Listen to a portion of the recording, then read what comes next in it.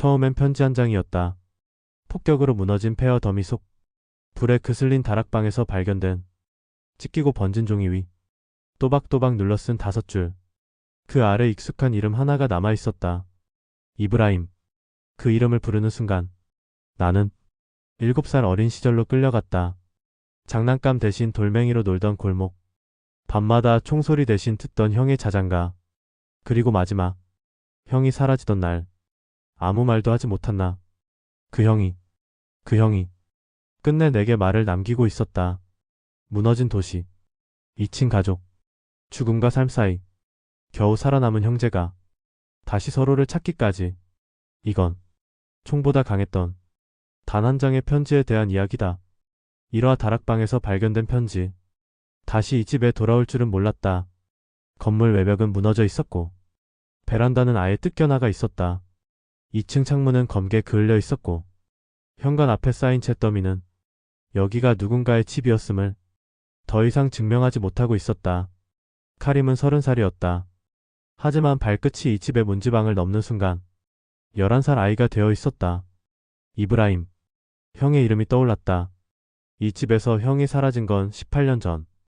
그날 이후 이 집은 아무도 살지 않는 빈집이었다. 그날 형은 아무 말도 남기지 않았다. 카림은 기억한다. 창밖에서 울리던 사이렌 소리, 식탁 위에 남아있던 쿡그릇, 그리고 형이 걸치고 나간 그 낡은 회색 셔츠. 형은 떠났고 카림은 남았다. 그리고 그해 겨울 이 집은 폭격으로 무너졌다. 지금 카림이 돌아온 이유는 어머니가 돌아가셨기 때문이었다. 마지막 유품을 정리하기 위해 그는 다시 이 잿더미 속으로 들어왔다. 집안은 폐허였다. 기억 속 침대와 장롱은 모서리만 남았고 주방은 타다 남은 파이프만 덩그러니.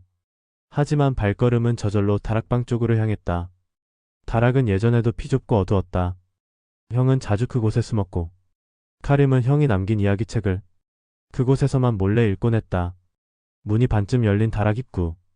카림은 머리를 숙이고 들어갔다. 먼지 냄새, 그 흐름, 그리고 나무 바닥 틈에 끼인 무언가. 종이였다. 타다 만종이. 모서리는 타들어가 있었고 글씨는 번져 있었다. 하지만 그 가운데 또박또박 눌러 쓴 글씨가 있었다. 카림, 이걸 내가 본다면 나는 아직 너를 기억하고 있는 거다. 카림은 숨을 멈췄다. 형의 글씨였다. 이브라임. 그 이름이 편지맨 아래 선명하게 적혀 있었다. 카림은 손을 덜덜 떨며 종이를 들었다. 모래먼지가 날렸고 창밖 어딘가에서 먼 폭발음이 들려왔다.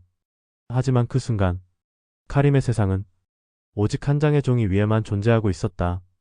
이와 형이 사라지던 날 카림은 다락방 구석에서 천천히 몸을 일으켰다. 손에는 여전히 그 종이 조각이 쥐어져 있었다.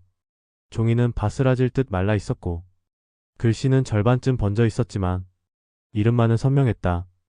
이브라임. 형의 이름을 입안에서 천천히 굴려본 건 정말 오랜만이었다. 카림은 그 자리에서 눈을 감았다.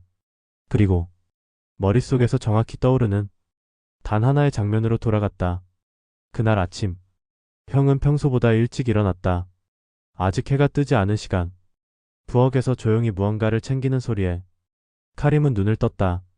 이브라임은 조심스럽게 방문을 닫고 천천히 바닥을 걸어 나가고 있었다. 그는 옷을 두 겹 겹쳐 입고 있었고 작은 배낭 하나를 메고 있었다.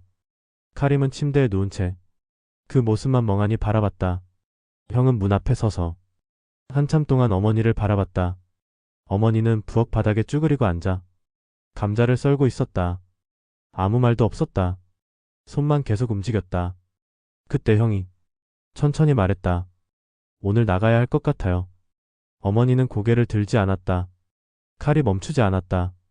조금 뒤 그녀는 마치 아무 일도 아니라는 듯 말했다. 점심은 돌아와서 먹을 수 있니? 이브라임은 대답하지 않았다. 대신 고개를 한번 끄덕이고 슬리퍼를 신었다. 카림은 그때 침대에서 조용히 몸을 일으켰다. 형이 고개를 돌렸다. 눈이 마주쳤다. 짧은 순간이었다.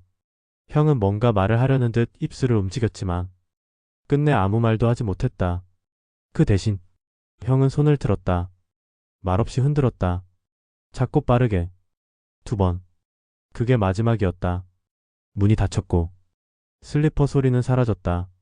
남은 건 감자 써는 소리와 창밖에서 천천히 밝아오는 회색 빛뿐이었다. 그날 저녁 형은 돌아오지 않았다. 그 다음 날도, 그 다음 주도. 사람들은 말이 없었다. 어머니는 형의 옷장을 닫아 걸었고 아버지는 담배를 두 갑째 태웠다. 카림은 멍하니 형의 그림자가 벽에 남아있을 것만 같은 방을 바라보았다. 그렇게 형은 사라졌다. 그 누구도 그가 어디로 갔는지 말하지 않았고 카림도 묻지 않았다. 그날 이후 카림은 형의 이름을 마음속으로만 불렀다. 사마 편지에 쓰이지 않은 문장. 카림은 숙소로 돌아오지 않았다. 다락방에서 나와 무너진 골목을 따라 한참을 걸었다. 폐허가 된 모스크티 편. 사람들이 더 이상 찾지 않는 공터에 앉았다. 주변은 조용했고 먼지 냄새와 석유 타는 냄새가 어지럽게 섞여 있었다. 그는 조심스럽게 구겨진 종이를 다시 펼쳤다. 이브라임의 글씨는 여전히 그 자리에 있었다. 모서리는 불에 타 있었고 중간쯤은 물에 젖은 흔적이 있었다. 카림, 이걸 내가 본다면 나는 아직 너를 기억하고 있는 거다. 글씨는 짧았다. 하지만 이상하게 카림은 편지를 다 읽은 후에도 한참 동안 시선을 떼지 못했다. 이게 전부일 리 없었다. 그는 알았다. 형이라면 이 한 장의 종이에 단순한 인사만 남기진 않았을 것이다. 카림은 문장 하나하나를 다시 읽었다. 이걸 내가 본다면. 이 말은 단순한 전제가 아니었다.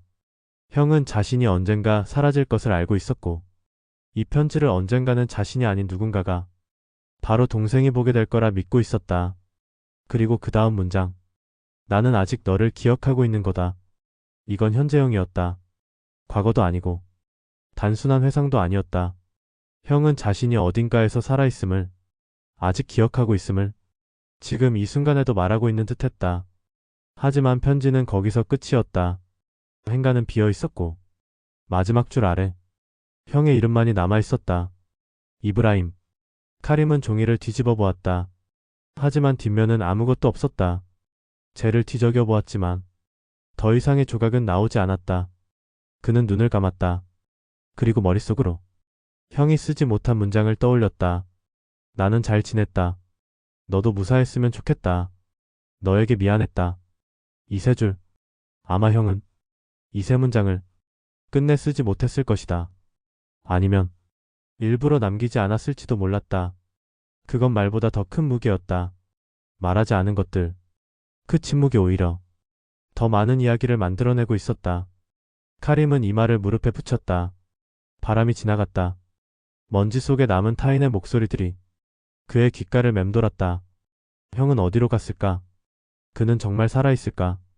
그 편지는 지금까지 살아남아 왜 이 다락방에 있었을까? 카림은 처음으로 형이 아직 이 도시에 있을지도 모른다는 막연한 믿음을 품었다. 그리고 그 순간 그는 결심했다. 찾아야 한다. 편지의 끝을 내가 써야 한다. 사와 도시 끝에서 들려온 이름.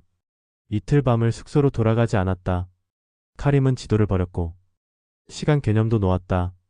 그는 편지가 나온 날부터 이 도시의 과거를 뒤쫓기 시작했다. 다락방에 편지를 남겼다는 건 형이 그곳에 다시 돌아왔었다는 의미였다. 폭격 이후 그 집에 발을 디딘 사람은 아무도 없었다. 철저히 붕괴된 지역이었고 군도 NGO도 손을 대지 않은 곳이었다. 형은 그 폐허 속을 일부러 찾아와 그 한 장의 종이를 남기고 사라졌던 것이다. 카림은 시장을 돌았다. 오래된 바자르 골목을 지나 그가 어릴 적 형과 함께 구두를 수선하던 거리로 갔다. 하지만 사람들은 변해 있었다. 가게는 무너졌고 기억은 흐릿했으며 사람들은 말하는 대신 어깨를 으쓱할 뿐이었다. 카림은 한 군데 끝까지 포기하지 않은 구두방을 찾았다. 낡은 천막 지붕 아래 피형 냄새와 기름 냄새가 뒤섞인 그 공간은 기적처럼 살아있었다. 그 안에 앉은 노인은 카림을 빤히 바라봤다. 혹시 이브라임을 아십니까? 노인은 대답하지 않았다. 카림은 망설임 없이 편지를 꺼내 보였다. 그가 종이를 읽는 데는 오래 걸리지 않았다. 천천히, 조용히. 노인은 고개를 들었다. 이 글씨 맞네. 카림의 심장이 미세하게 떨렸다. 이브라임 그 애는 몇 년 전 여기 왔었지. 그 말 한 줄에 카림의 세상이 움직였다.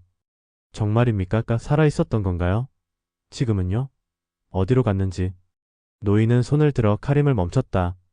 그의 눈빛은 조용했고 피곤해 보였다. 그의 오래 못 머물렀어.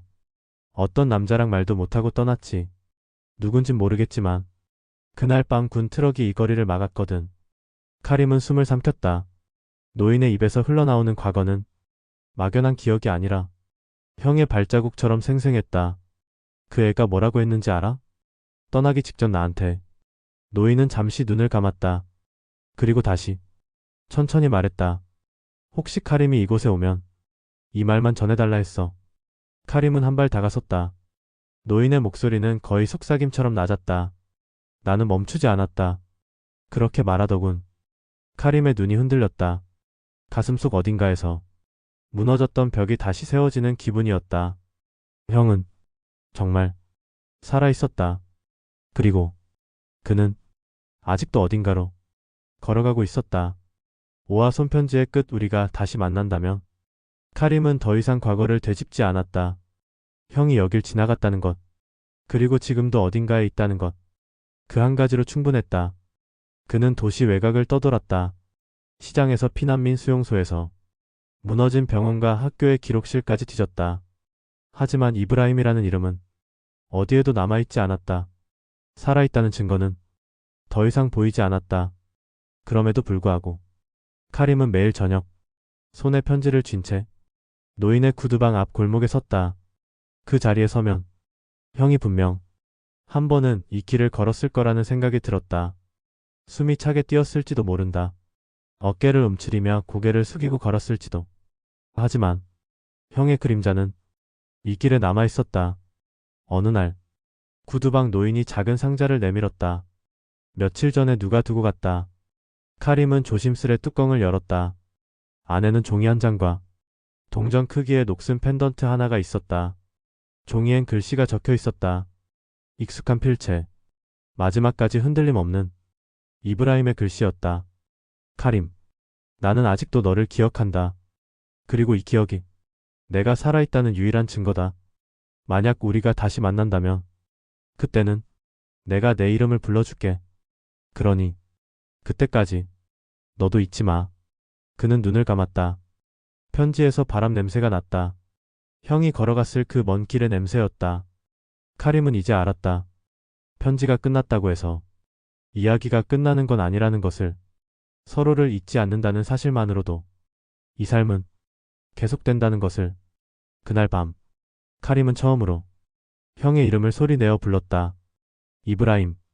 바람이 지나갔다.